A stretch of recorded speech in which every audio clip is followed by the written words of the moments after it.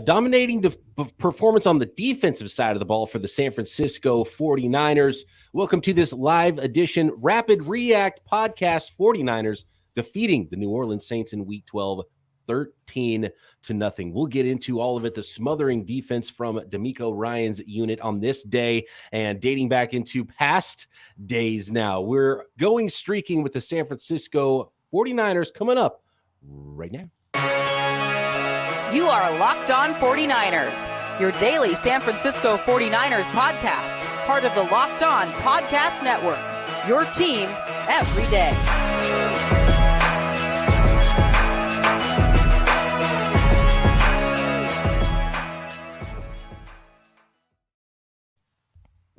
Welcome to Locked On 49ers. Brian Peacock alongside Eric Crocker, as always, at BD Peacock, at Eric_Crocker is where you can find us on Twitter, and come say hi any old time you would like. Thanks, everybody, jumping into the live post-game Rapid React podcast here, seeing it already filling up. A lot of very pumped up 49ers fans in the chat right now. We're going to break down everything from this game, give out some game balls in this one, plenty to give around in another 49ers win 13-0, blanking those New Orleans Saints. Today's episode of Locked On 49ers is presented by PrizePicks.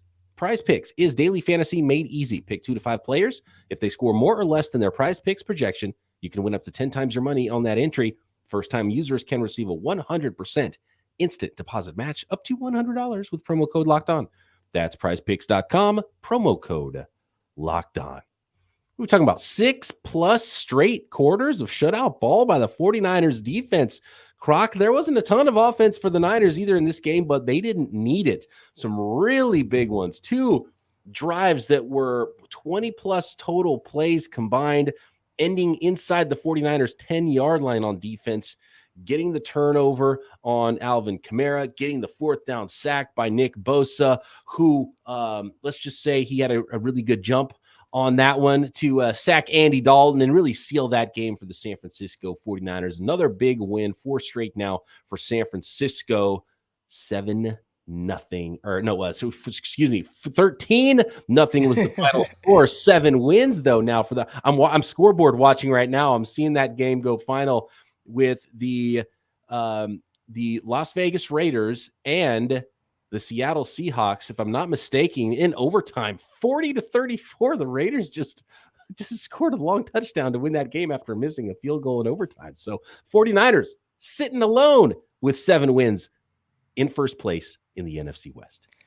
Cardinals took an L as well to the Chargers, and the Rams, they lost to the Kansas City Chiefs. They actually played kind of well. Like, it was kind of a game, but it was kind of weird. But 49ers sitting kind of pretty at the top of the division. And when you start the season, the main goal is win your division first and foremost, so you can get that home playoff game. And right now, 49ers are heading in that direction. Spy Nick Danger in the chat reminding everybody, hit that like button, hit the thumbs up, hit subscribe, tell a friend about Locked On 49ers. Michael says 49ers are number 1 by 2 games now. I don't believe that is the case. I think they're number 1 by 1 game, right? Game and a half, I think. No, because they're tied up with games played because the 49ers won last week during the bye to tie it up. But they're essentially up by 2 because they have the tiebreaker so far, especially if they beat the Seahawks later on this year. I mean, it's a wrap. If the 49ers beat the Seahawks in a couple of weeks, I don't know how they could lose the NFC West at that point. So 7-4, I believe the 6-5 Seahawks are now 1 game behind the 49ers. Right. That's good. But no, 49ers have 1 more win, right? 1 win, 1 more win, and 1 less loss. Yeah, so 1 game. Right, so, and then when you add the head-to-head, that adds a half. So they're a game and a half over.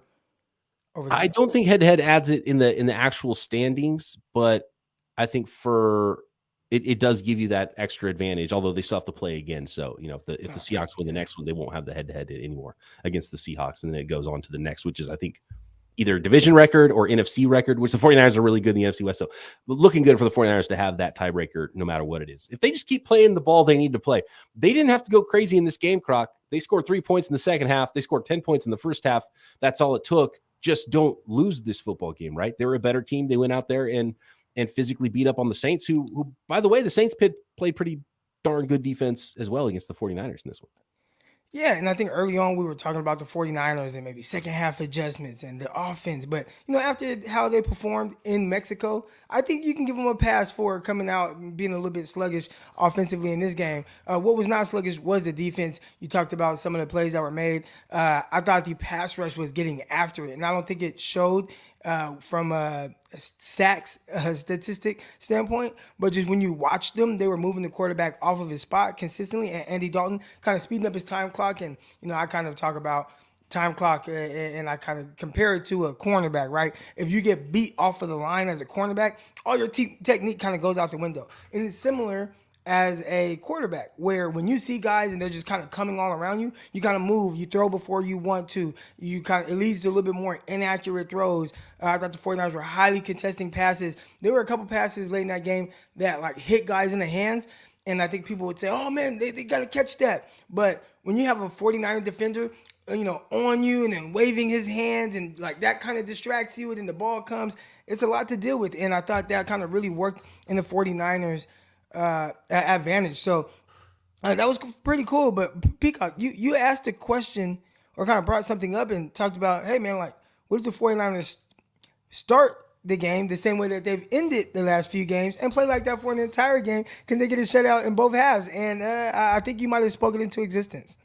They did it. That's exactly what they did. And even with that goal line defense, too, the red zone defense, 2 stops inside the 10-yard line at the end of the game. I mean, it could have been a different ballgame if they just get one of those touchdowns in there, because now it's only a 1-score game instead of a 2-score game. And obviously with a 13-point advantage, 2 touchdowns can put the other team on top. So just massive stops by the 49ers down there in the end. They made things so difficult. They made windows really small for Andy Dalton. He still played all right, I thought, and made a couple plays, but there was no ground game at all for the Saints either. I think Kamara by the end of the game might have been under 2 yards per carry. He did not look like he was having fun out there. And then the big hit from Hufanga to knock the ball out at the 1-yard line. Just a fantastic game on the defensive side of the ball. I think it's hilarious, Croc, when I'm looking here at the chat, because Jimmy Garoppolo, he was knocked around a lot in that game. Next, I want to talk about Jimmy, but just looking in the chat, seeing Tommy says, Jimmy's been playing lights out. Dominate 49ers says Jimmy 0 interceptions. And then the other side of it, Jason says Jimmy tried to give the game away. And Gabe says Jimmy scared me for a second there. So it's really funny seeing, the same, all these fans seeing the same game and you and I seeing the same game. I wonder if we saw Jimmy Garoppolo's performance the same way. We'll get to Jimmy's performance. We'll give out some game balls in this one. Plenty of players deserving of game balls. Let us know who you think should be nominated for a game ball in the chat here. Plenty of good to go around. What we thought were the keyest plays, the biggest plays in this game, as the 49ers improved to 7-4, alone atop the NFC West after 12 weeks, after a 13-0 win over the New Orleans Saints. Today's episode brought to you by Audible. Audible is releasing a slate of new football podcasts that we're sure you're going to love.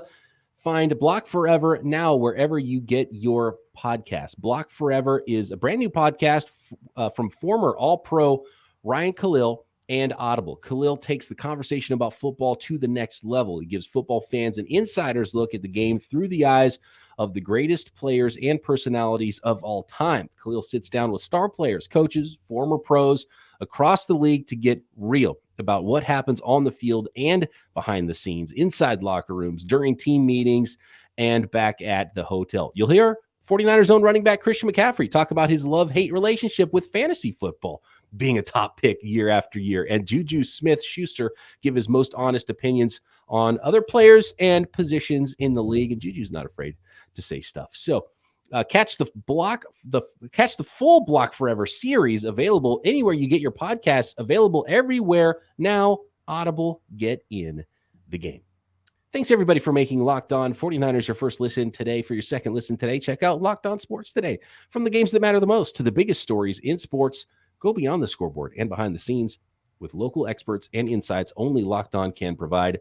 Locked On Sports Today, available on this app, YouTube, and wherever you get your podcast.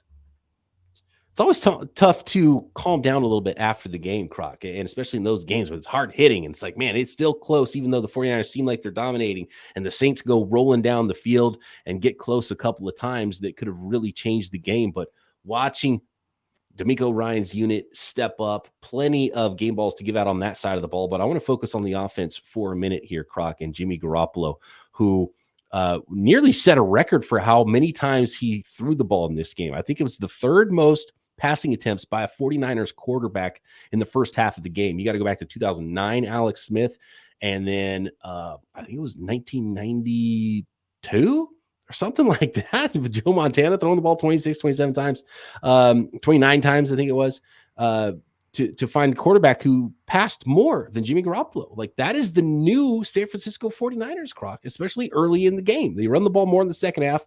They have the last 2 weeks, but both of the last 2 games, with all the weapons on the field that the 49ers have, they've come out and thrown the ball a lot more often than we have seen. Throw for points, run with the lead. I, for one, love that combination, and it's really been working out the last few weeks, even though they didn't light up the scoreboard like they did last week. I think it left Jimmy Garoppolo out there a little bit more exposed than he would like to, especially against that defensive front. Maybe you wanted to soften it up a little bit with the run, but they came out, tried to run the ball early, and Christian McCaffrey just wasn't really able to get anything going on the ground. So 49ers said, all right, we're going to counter that with throwing the ball a lot more. And I think he threw 28 passes in the first half. And that wasn't something I expected. If I had to guess on PrizePicks, his over-under or higher lower for attempts in the game was probably around 29 and a half. Well, he almost had that in the first half. So definitely threw the ball a lot more. And I do want to highlight, I know we're talking about Jimmy Garoppolo, but some of the receivers, and I thought they came through, man. Juwan Jennings, he came up big time and time again on third downs. There was one time where he just really rocked Chris Harris Jr. at the top of the route on an out route. That was beautiful. Then he followed that up with a circus catch in the back of the end zone while the ball was tipped, and he kind of was able to really concentrate on the ball. Brandon Ayuk, I thought there were several times he contributed well in the passing game, catching passes, running good routes, working back to the ball, helping out his quarterback. So between those two receivers who got the bulk of the targets as far as the legit pass catchers, I thought those guys really did a good job to contribute to this win, even though the offense wasn't as explosive as anybody would like to see it be.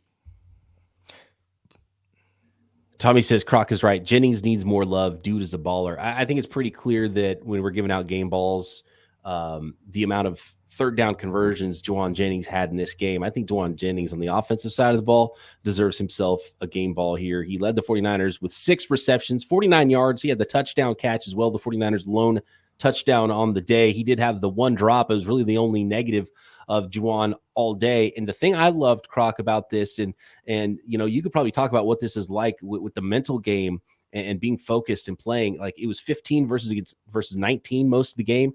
And Juwan Jennings got in his head, I felt like, right? He's like, there's penalties out there. He's making catches on them. There was a lot of yapping going on. And that was a clear W for Jennings with that 15 versus 19 matchup.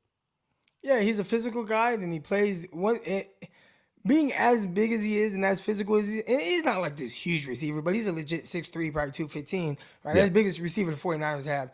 And for him to add that finesse to his game that I saw at the top of the route, that's great, because we know he has the physicality. And defensive backs don't like that, especially smaller DBs like Chris Harris. He's like 5'10", 190, right? He's smaller defensive back. You got this big guy kind of all in your face and, working you at the top of routes, beating you with physicality. Now you're holding on for your life.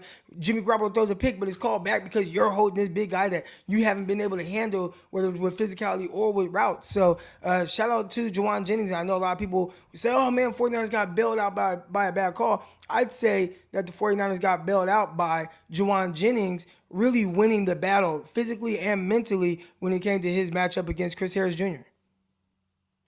How come DBs, Croc, always want to fight after the play's already over? It's like, dude, fight during the play.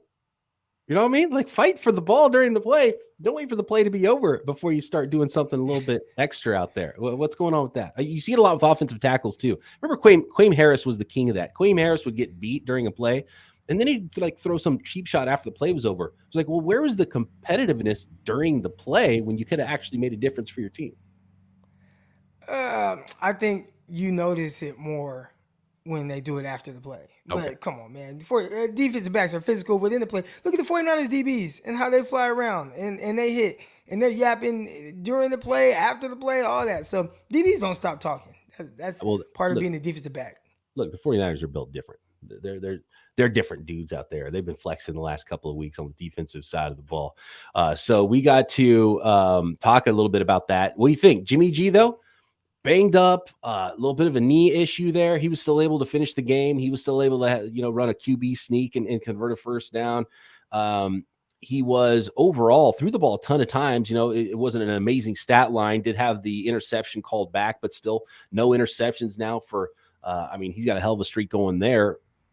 26 of 37 for 222 yards. He had the touchdown pass, sacked one time for 1 yard, 94.7 quarterback rating in there. What do you think? Jimmy Garoppolo game ball for a sort of what I would call a gutsy performance in this one?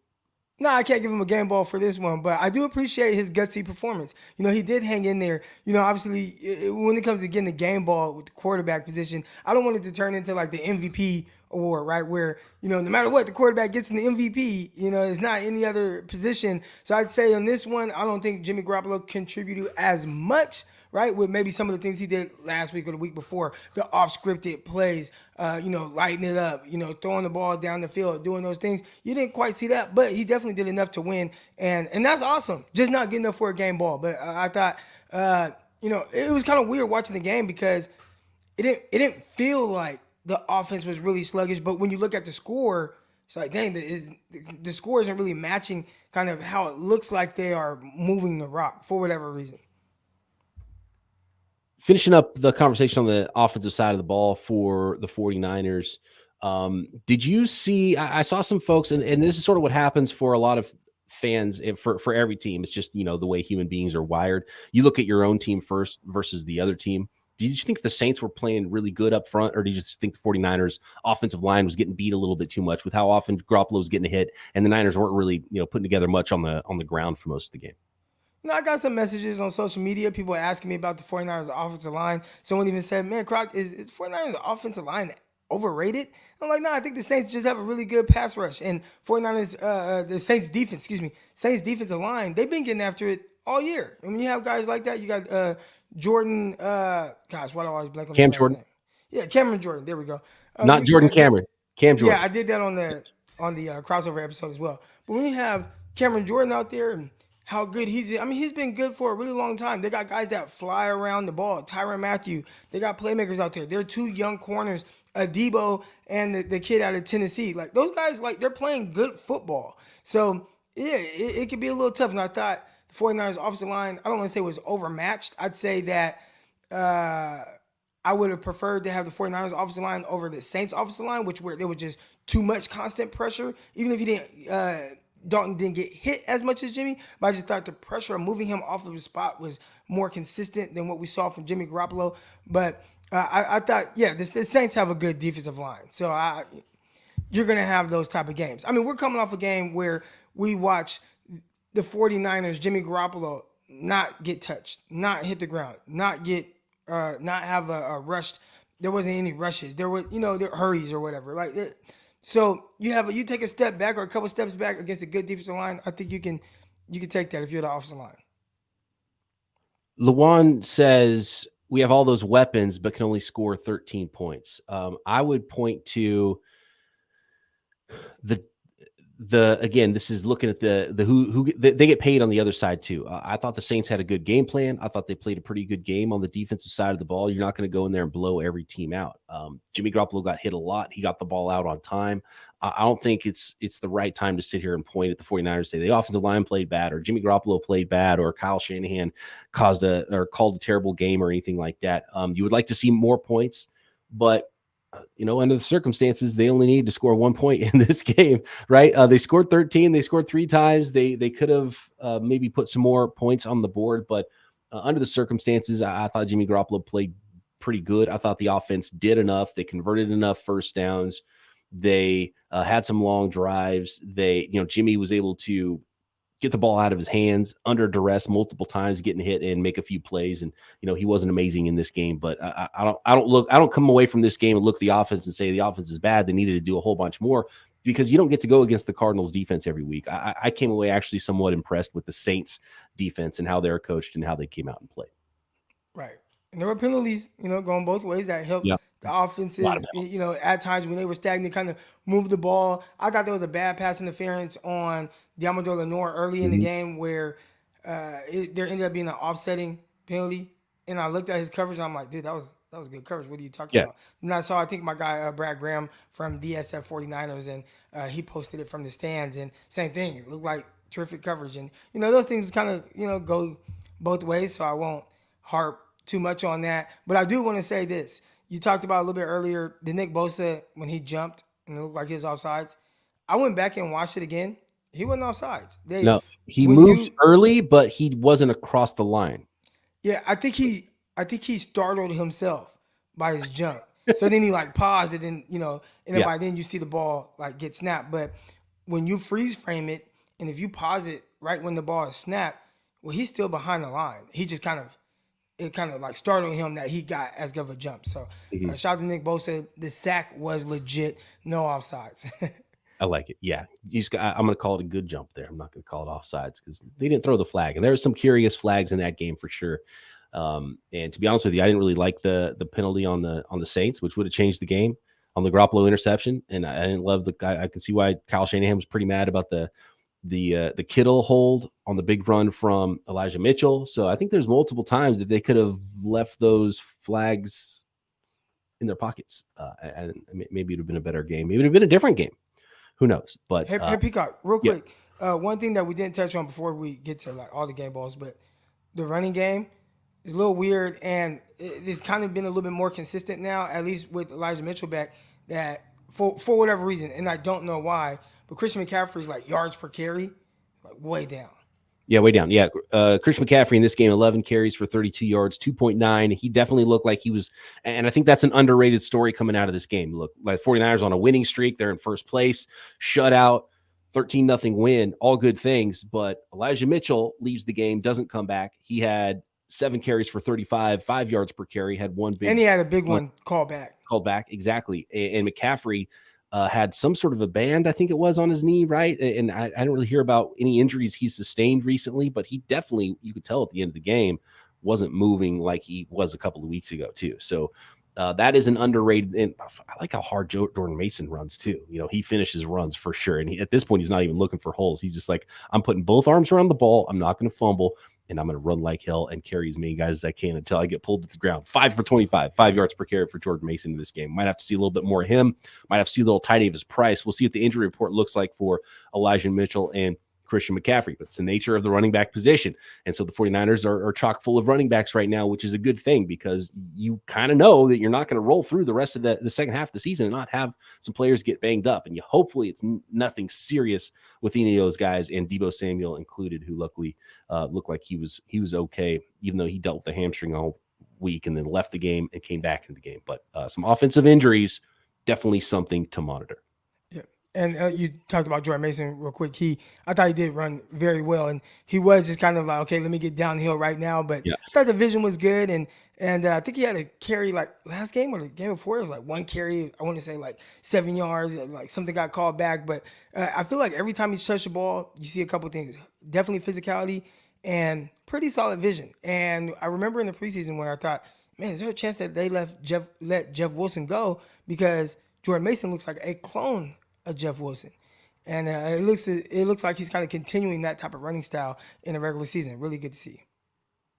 Seen in the chat that it might be an MCL sprain for Elijah Mitchell, which could be a 2 to 4 week injury. So we'll see what that is, and there'll be MRIs and all of that tomorrow, and we'll have a chance to later in the week to know exactly what's happening there with the 49ers injuries. But next, we've got to give out some game balls, which means we're going to talk a lot about the defensive side of the ball for the San Francisco 49ers next.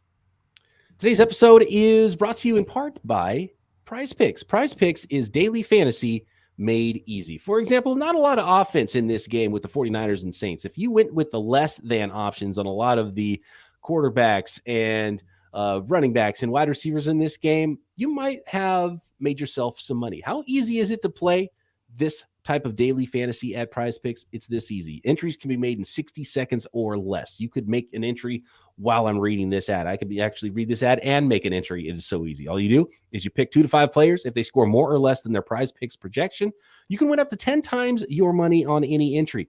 No competing against other people. You're not filling out an entire roster. It is just you pick 2 to 5 players, and it's you versus those projections for those players that are available at PrizePicks. And ton of NFL projections, but other sports as well. We're talking daily fantasy every single day.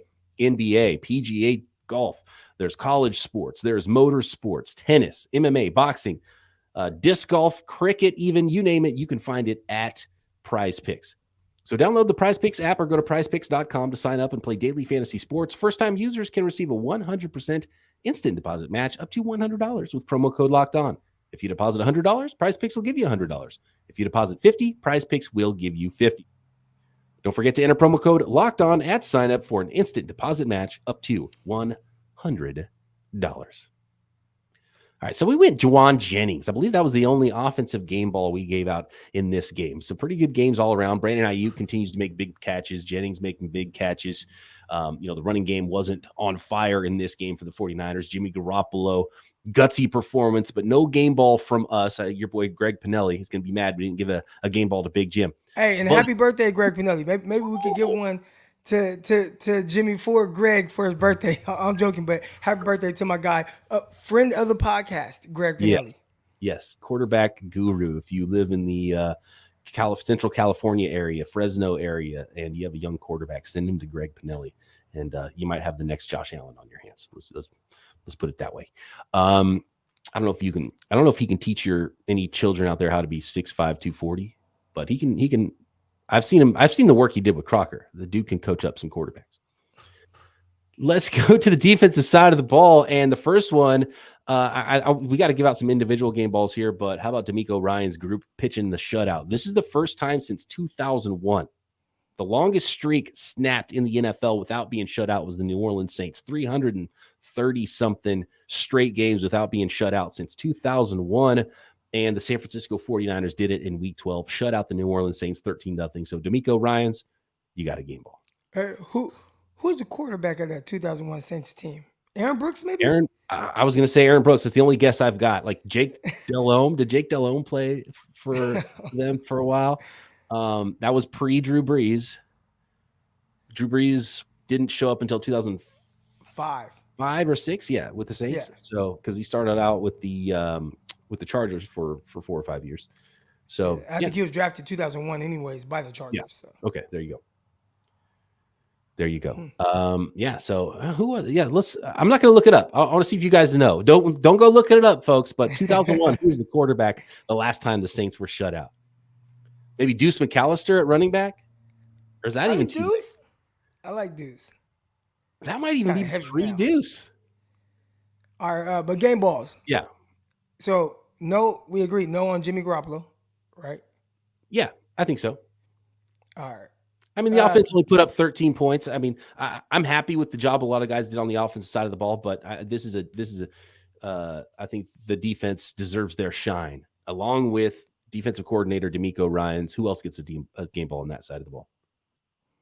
I would say Talanoa Hufanga, Fred Warner. I mean, they forced some big time turnovers, right? Like those are game changing plays.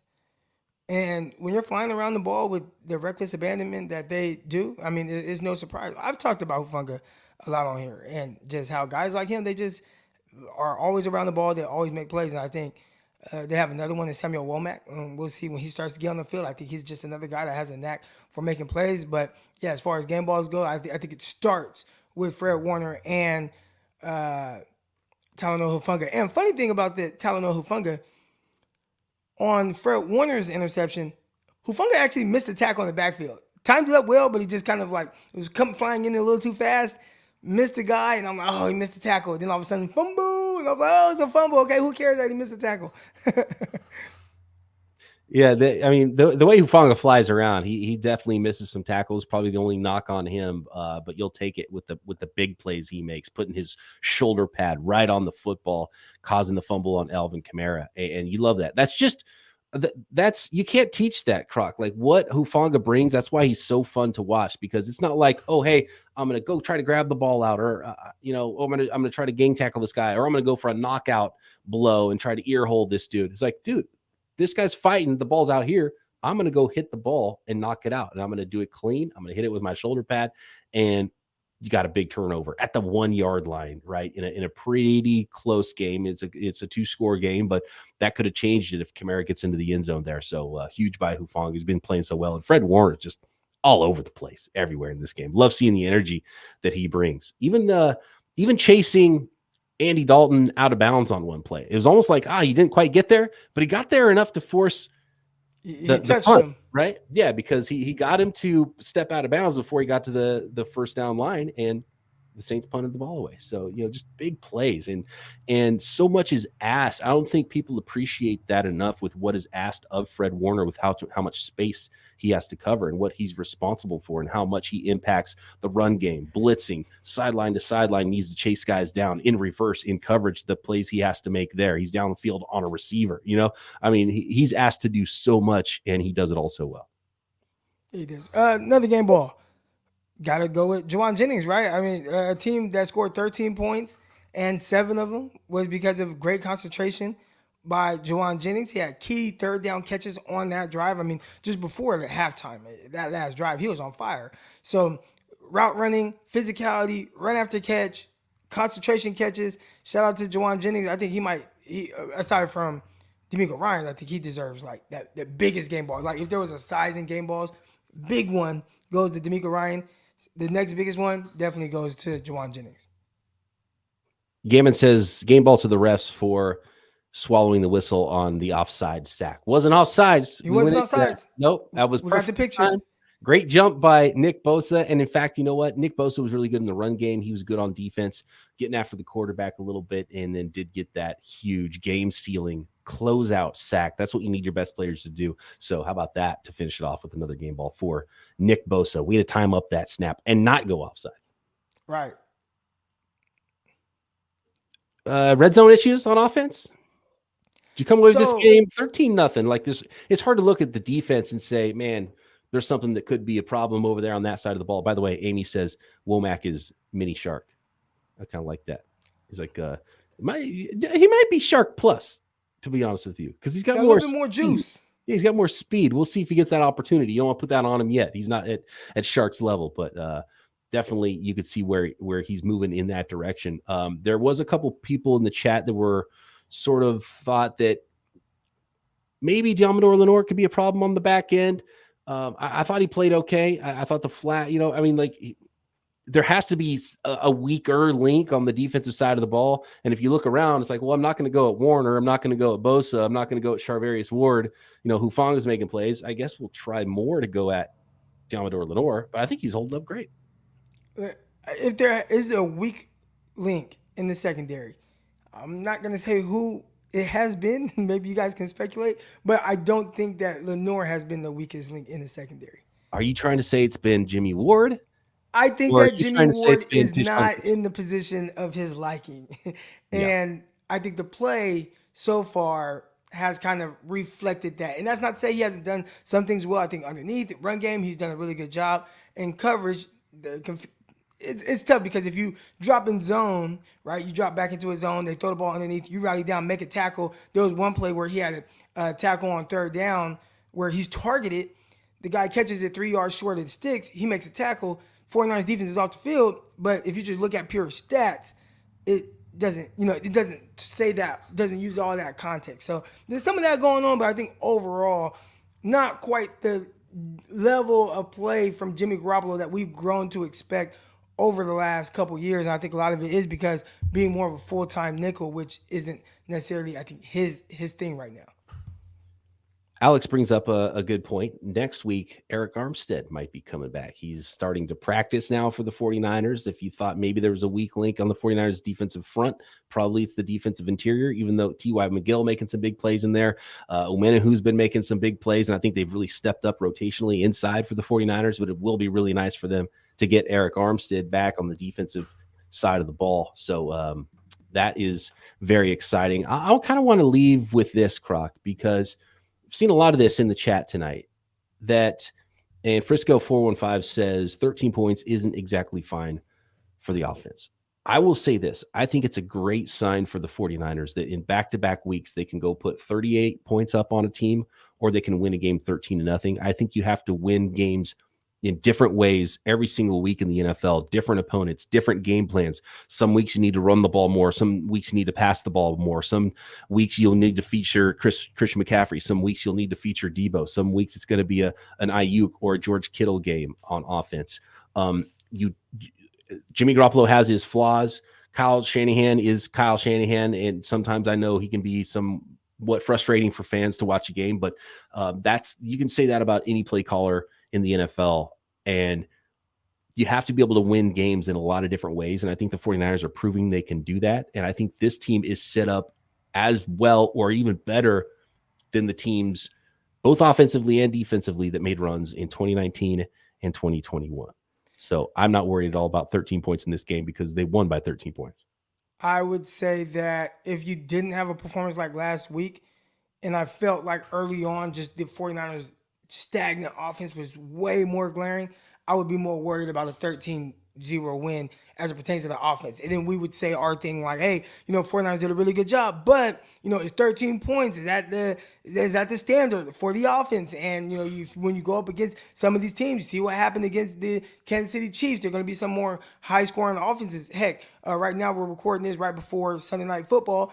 The Packers, the Eagles, they're going to play. Do the Eagles put up a ton of points? Well, you're going to have to compete with those type of teams and potentially have to score with them, right? Like, if that's the case. So, if I haven't seen as of late, if I didn't see the 49ers scoring points, I definitely would be a lot more worried about 13, all right? But, okay, you had a high-scoring game against the Cardinals, lower-scoring game against the Saints. Really good job of just figuring out how to win both games. And now you got to move on. And you're probably going to have to score a decent amount of points against the Miami Dolphins come next week. And I do like that they have proven they can score some points, right? Seeing that game last week. So they can put together a game like that. This week was against a team that I thought played pretty good defense, and they put up 13 points, and they might have been able to put the foot on the pedal a little bit more in the second half to score more points. Kyle can do that, right? If that's what the game plan needed. They didn't need that in this game plan. Is that a game plan, though? Peacock? Okay, so I watched a lot of the Miami game earlier today. They were up 30-0 at halftime. So you're kind of watching the game. It's like, wow, they're up 30-0. Well, they did take their foot off the gas.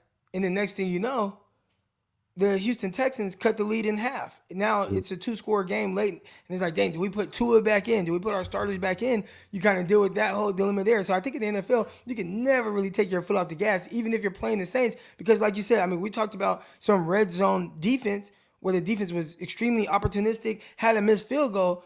It could have easily gone a different way. I mean, I'll say it this way, that Kyle Shanahan, if the game was tied, he was definitely calling different plays in the third and fourth quarter than if he's up 13. I don't know. You know what I mean? But when I've seen them like that, I mean, look at the game against the Broncos. Was he calling different plays in that game? Like, you know what I'm saying? Like, well, you need to score. I'd say they are different offensively. Like, I don't think it's the same offense. I think Jimmy Garoppolo is a lot more gelled with the pass catchers and things like that. And I just think that this game, it was just it got a little weird. Did the 49ers play the Broncos this year? I don't remember. I don't think they did play. You blocked that out of your memory? You gotta have a short memory in this league. That was way too long ago. That Broncos game has nothing to do with what's going on in week 13. Did you see Russell Wilson get cussed out by Purcell? And Mike Purcell. Mike Purcell, former 49ers defensive tackle, comes off the field and was in Russell Wilson's ear. And what Russell Wilson has been downright awful. He's been like Zach Wilson bad, except for he's not a young rookie that you can like at least say, oh, maybe he might be better in the future. Like he's dropped off the planet. I can't believe how bad Russell Wilson is right now. Yeah, and he's making $50 million a year as opposed to whatever Zach Wilson is making, who got benched. And Mike White came in, threw a bunch of touchdowns, threw a full bunch of yards, got the W. I don't know. He was slinging it, man. I mean, he's like cult hero right now in New York. Mike White, I mean, they might ride him into the playoffs right now. He does this though, right? Didn't he? Zach Wilson's not getting his job back because he's facilitating. We're seeing touchdowns for Garrett Wilson. Elijah Moore is making big plays, and Zach Wilson's not getting his job back right now. Yeah. Anyway, San Francisco 49ers, big win, 13-0, in control now of their destiny at first place in the NFC West after a Seahawks loss alone at 7-4. In first place are those San Francisco 49ers. Thanks, everybody, for making Locked On 49ers your first listen. Shout out to everybody who jumped in on YouTube on the live post-game Rapid React show tonight. We love you. We appreciate all of you, and we'll be back at it tomorrow right here, Locked On 49ers.